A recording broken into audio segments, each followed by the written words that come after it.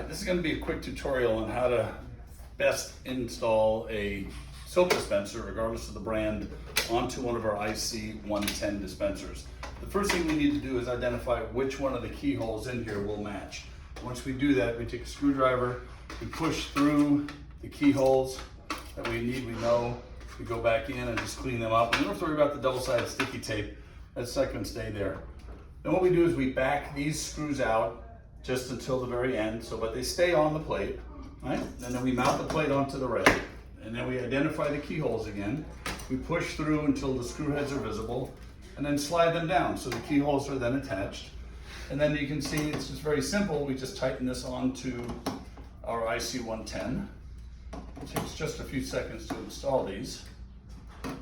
And then we are good to go. And of course, the IC110 has a multitude of holes, so regardless of the brand of the soap dispenser or foam dispenser that you've got, you're sure to find one that will meet the keyholes that are on the inside of the dispenser.